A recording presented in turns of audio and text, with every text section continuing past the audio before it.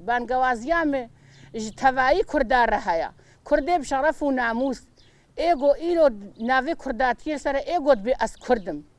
گەرەکە ئیدی کورداتیا خۆخۆدی دەرکەوێ لەخوا خۆدی دەرکەوێ بریاری خۆخۆدی دەرکەوێ شەهیدی خۆخۆدی دەرکەوێ کوردستان یەک پارچەیە دژمن کردە 4 پارچە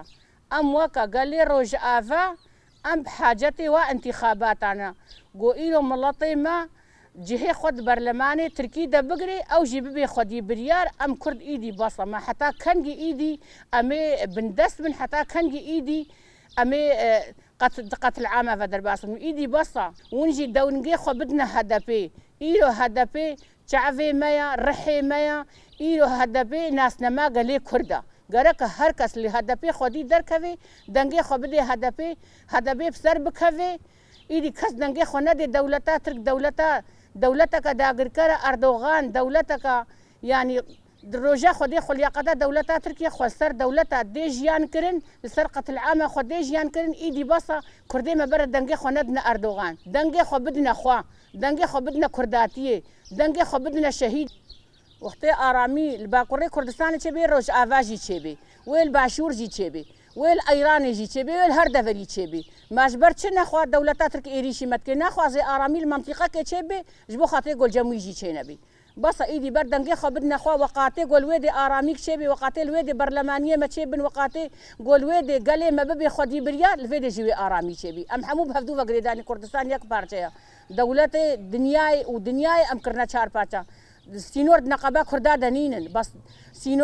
سینۆرێ داگرکەرە وا سینۆر نەقەبە مەدەدانینە کوردستان یەک پارچەیە بانگامش هەر کەسێ کوردرە مێردینێ نسێبین و دراگۆ کورد تێدا لە باکوور بانگامش وارە هەیە گۆ ئەو خۆرە سەوتێ خۆ بدنە خۆخوا نەدنە دژمن مەهار نەکەن ji bo gêrî layê me serê çiya û heps û zindanê me ev xwestekê wan e û çi qas insanekî Kurdî welatparêz dibe ji xwe re bike batişta em bangama cardî ji we re heye û silava ji we dişêne û sed silav ji we dişênim ku hûn ji xwe re bikin û heta bi Kurdê Stenbolê û Enqera li Kûdê rûniştîne hûn ji xwe re bikin hûn ji dijmin re ne sewta nedin cardî ez silava ji we teva re dişênim Kurdê Bakur ji Stenbolê û heta Cizîra Botan û Sêbîn û Mêrdîn û Batman Diyarbekir ji we hemû re silav û sed silav hûn ji xwe re bikin xwesteka me hevala we ya Esma ji bajarê Qamişlo ji we re dişênî saeta we xweş û îro ji me re firset e vê firsetê ji destê xwe bernedin û ez we timama hembêz dikim çi Kurdê Bakur ez we teva hembêz dikim westê me çavê we û vê firsetê ji destê xwe bernedin hûn alîkariya hev bikin îro ji me re firset e yanî em vê firsetê ji destê xwe bernedin em rabin her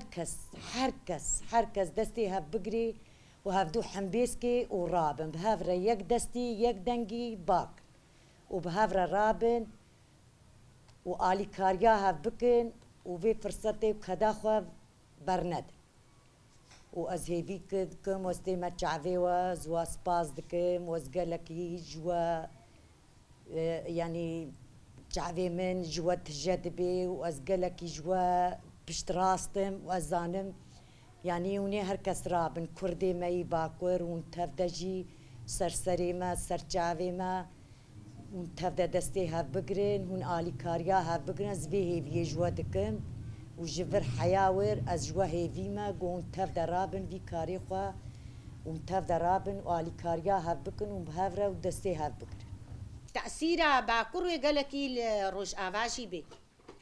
ژانی گۆ باکوور چێبوو وێ ڕۆژئاڤاژی چێبێ گۆ ڕۆژئاڤا چێبوو وێ نو باشوور چێبێ گۆ باشوور چێبوو وێ نو ڕۆژئاڤا چێبێ ڕۆژهلات وێ چێبێ ji bonî miletê me yî Bakur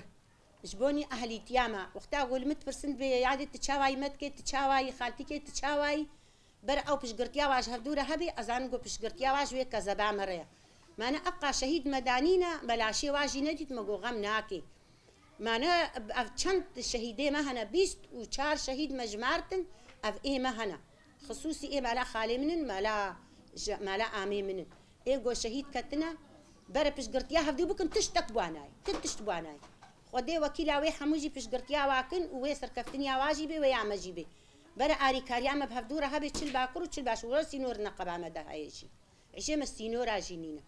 لي بس عيشي مجوي هيا جو أم بشقرتيا هفدو بكن هوايا مالا زاروكي مالا خالي محمود مرد اشتغلن إيه مالا عميم بمرد اشتغلن كامو تشلونه هم تشاوانا ام باشن كيف عمل بس بعد فرصتك هاتي في فرصتك دستي خونا بردن ام رجاي جوتكن في فرصتك دستي خونا بردن صوتا خو بدنا خو وتشد بي برب